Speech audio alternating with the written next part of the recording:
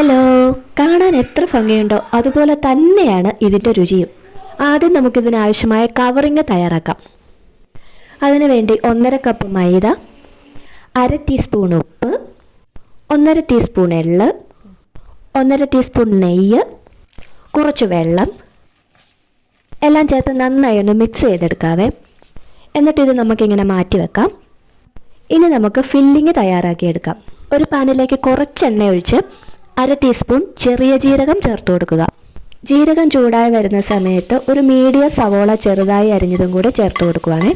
ചെറുതായിട്ടൊന്ന് വാടി വരുന്ന സമയത്ത് ഒരു പച്ചമുളകും കൂടെ ചേർത്ത് നന്നായി ഇളക്കി കൊടുക്കണേ. ഇതൊന്ന് വാടി വരുന്ന സമയത്ത് നമുക്ക് ജിഞ്ചർ ഗാർലിക് പേസ്റ്റ് ചേർത്ത് കൊടുക്കാം. 1/2 ടീസ്പൂൺ വെളുത്തുള്ളി ഇഞ്ചിയും കൂടെ ചതച്ചിട്ടുള്ളത് നമ്മൾ ചേർത്ത് കൊടുക്കുന്നുണ്ട്. ഇതൊരു ലൈറ്റ് ഗോൾഡൻ കളർ ആവുന്നത് വരെ ഇങ്ങനെ വഴറ്റി കൊടുക്കുക.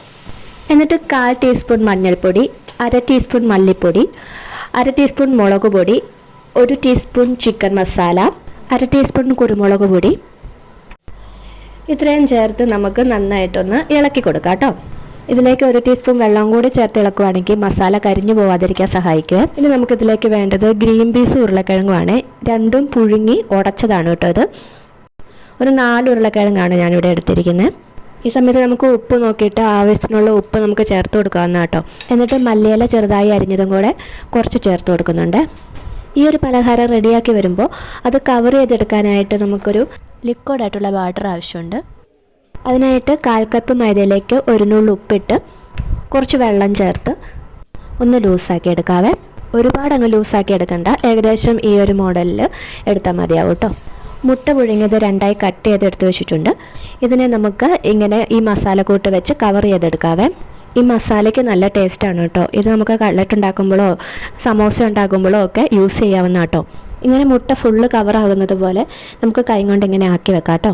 ഇനി നമ്മൾ ആദ്യം ഉണ്ടാക്കി വെച്ചിരിക്കുന്ന മൈദയുടെ കൂട്ടില്ലേ, അതിങ്ങനെ ചെറിയ ഉരുളകളായിട്ട് മാറ്റി വെച്ചിട്ട് ഒന്ന് പരത്തിയെടുക്കണേ. എന്നിട്ടൊരു കത്തി വെച്ച് ഈ വീഡിയോയിൽ കാണുന്നത് പോലെ കുറച്ച് വരയുക.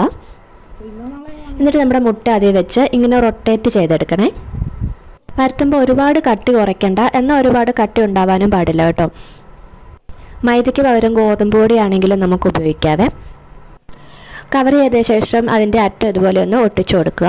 ഇനി ആ മുട്ടയുടെ കവർ ചെയ്യാത്ത ആ ഭാഗമില്ലേ, ആ ഭാഗം മാത്രം നമ്മൾ നേരത്തെ തയ്യാറാക്കി വെച്ചിരിക്കുന്ന ബട്ടറിൽ മുക്കി റൊട്ടിപ്പൊടിയിലും കൂടി മുക്കി നമുക്കെടുത്ത് മാറ്റി വെക്കാവേ. കാണാൻ നല്ല രസമുള്ള ഒരു വെറൈറ്റി സ്നാക്സ് അല്ലേ ഇത്. അപ്പോൾ സമയം കിട്ടുമ്പോൾ എല്ലാവരും ഇതൊന്ന് പരീക്ഷിച്ച് നോക്കണം കേട്ടോ. ഇത്രയേ ഉള്ളൂ നമ്മുടെ പണി. ഇത് ഇങ്ങനെ ആക്കി വെച്ചിട്ട് നമുക്കിത് എണ്ണയിലിട്ട് വറുത്ത് കോരിയെടുത്താൽ മതിയേ. ഒത്തിരി ചൂട് വേണ്ട കേട്ടോ, മീഡിയം ഫ്ലെയിമിൽ വെച്ച് വേണം നമുക്കിത് ഉണ്ടാക്കിയെടുക്കാൻ. എൻ്റെ വീഡിയോസൊക്കെ അപ്പോൾ തന്നെ നോട്ടിഫിക്കേഷനൊക്കെ കിട്ടാൻ വേണ്ടിയിട്ട് എൻ്റെ ചാനലൊന്ന് സബ്സ്ക്രൈബ് ചെയ്ത് വെച്ചേക്കണേ. പിന്നെ വീഡിയോ ഇഷ്ടമായെങ്കിൽ എല്ലാവരും ലൈക്കും കമൻറ്റും തരിക. മറ്റൊരു വീഡിയോയുമായി ഞാൻ ഉടനെ എത്താം. Tata, bye bye.